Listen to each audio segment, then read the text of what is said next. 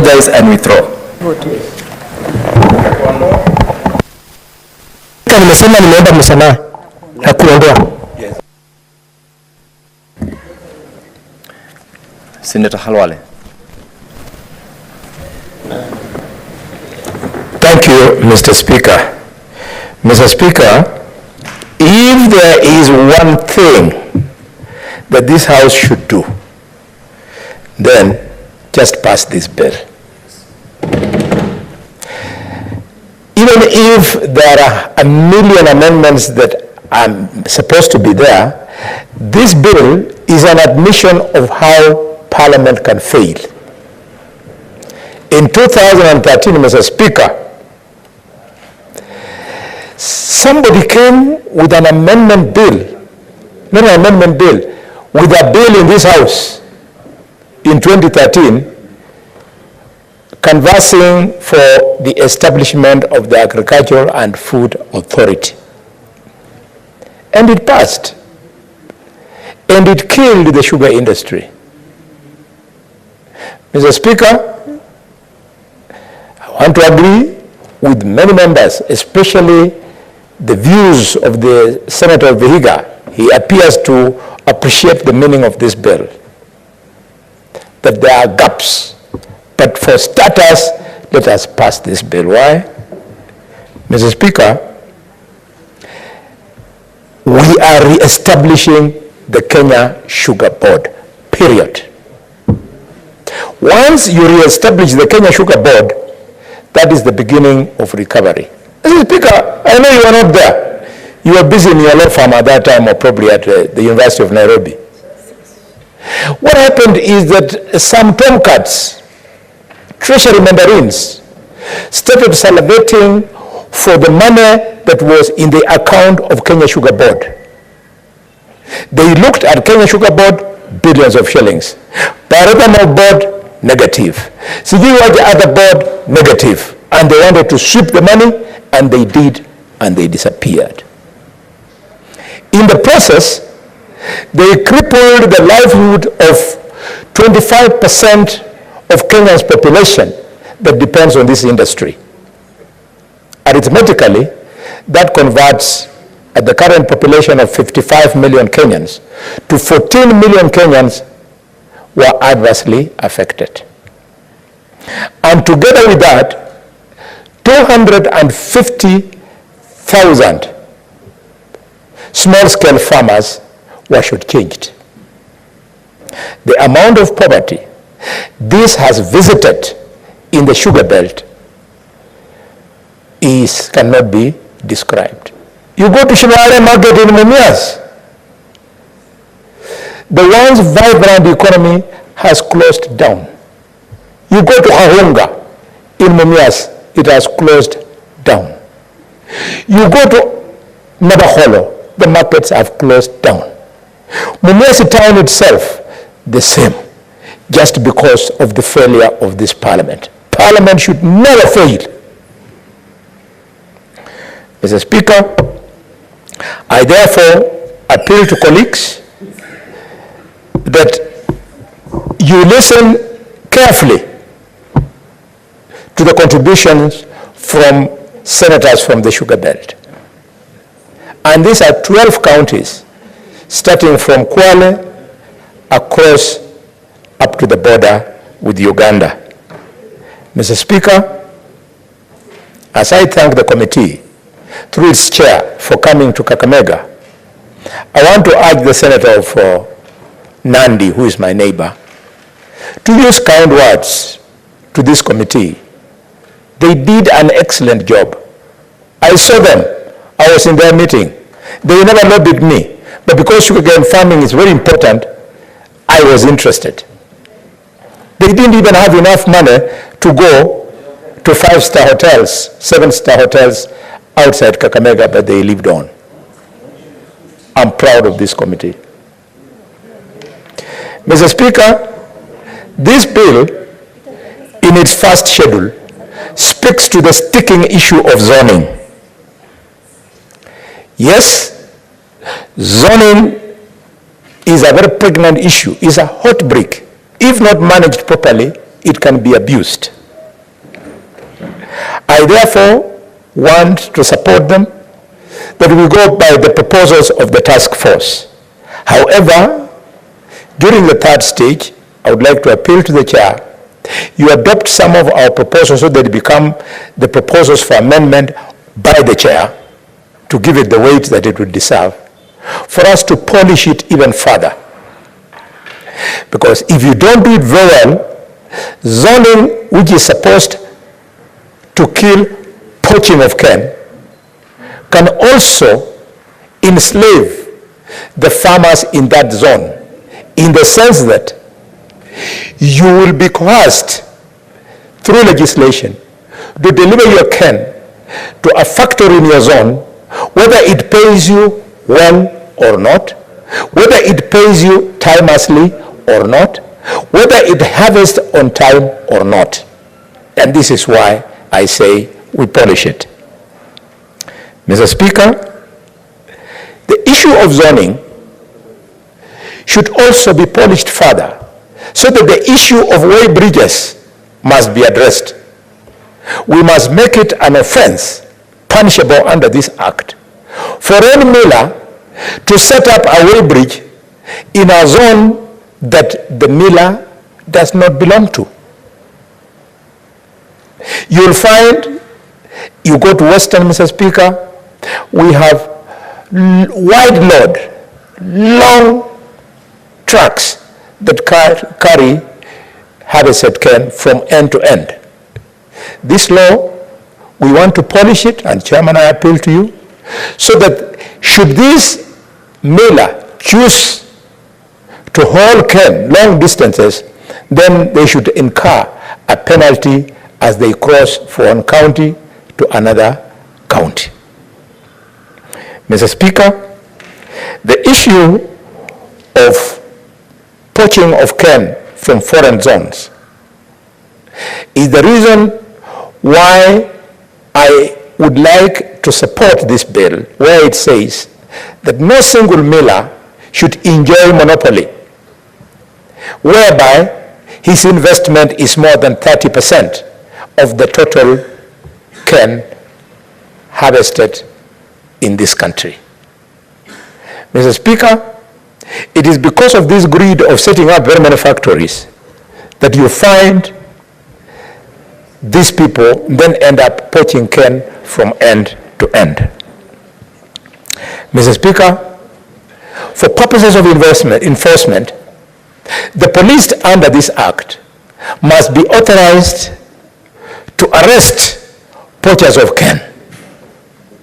And those of us who come from the heartland of cane production, i.e. the county of Kakamega, the county of Kisumu, and the county of Bungoma, we know what we are talking about.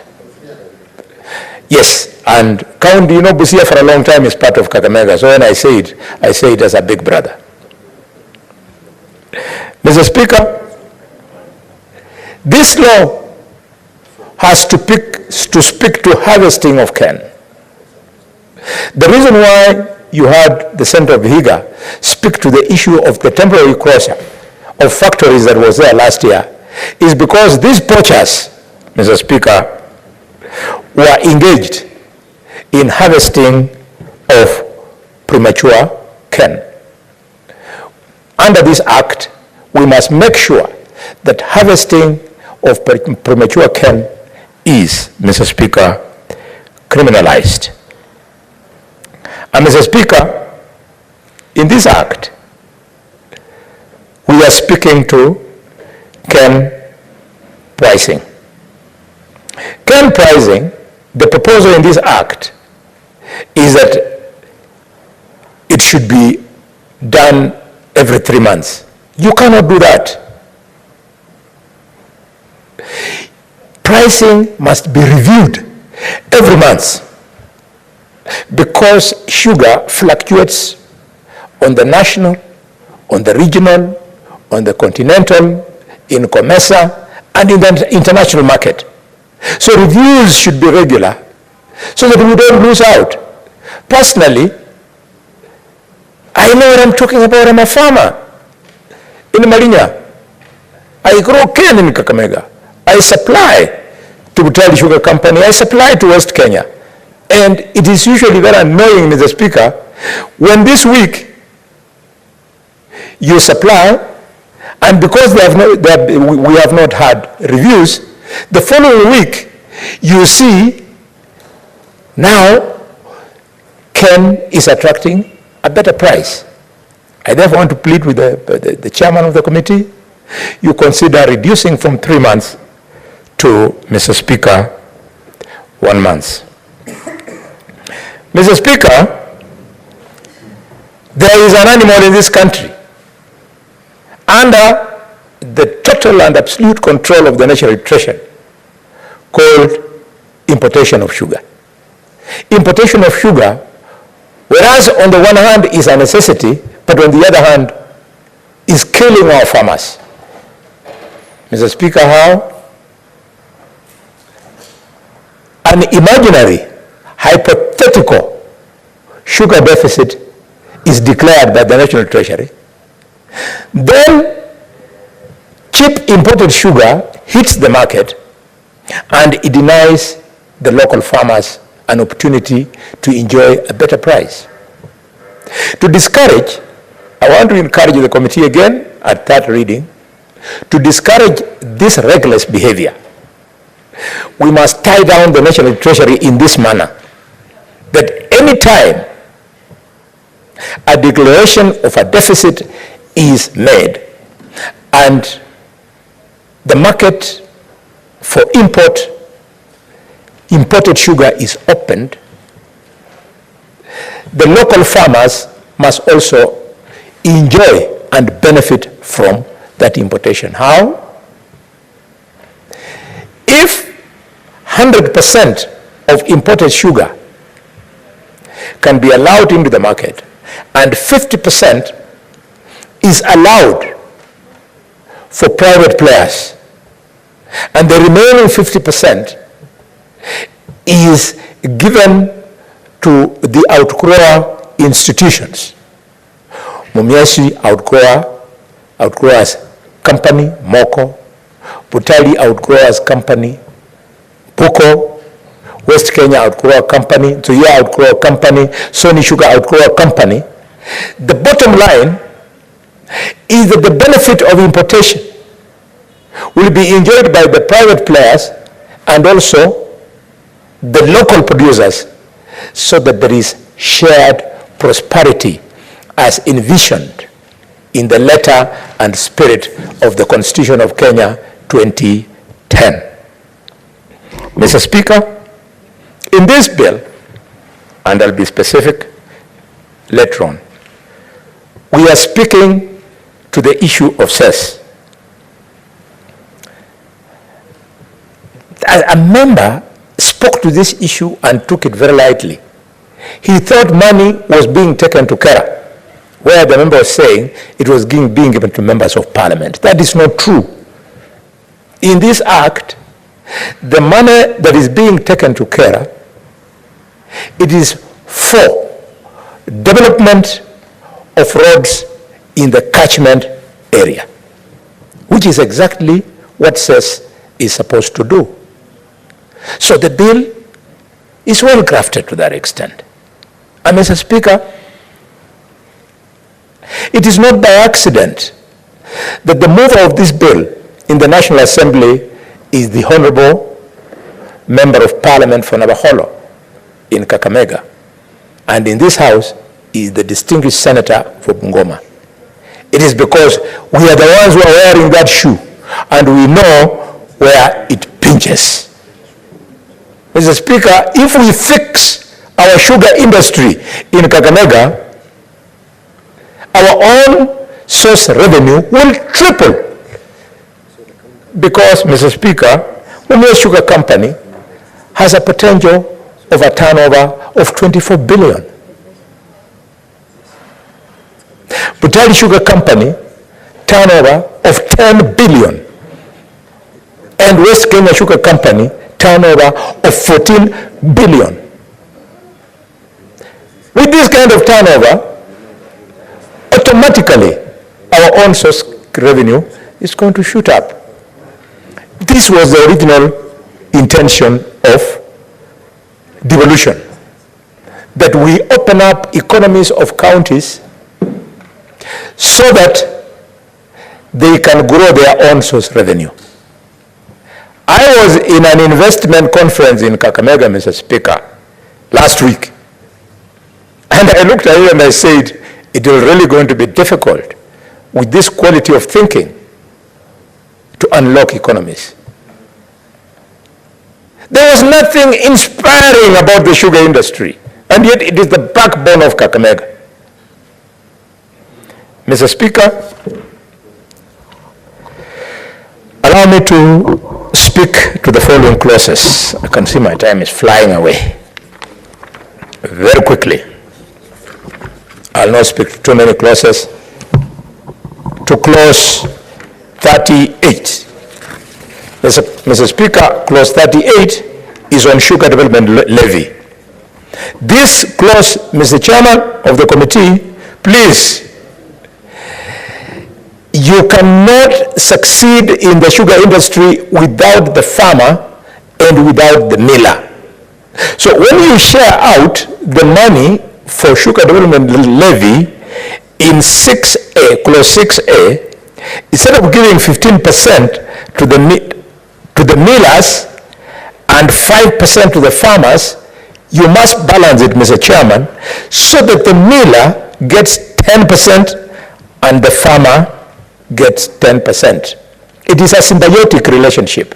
If the farmer gets discouraged, the miller cannot have any raw material.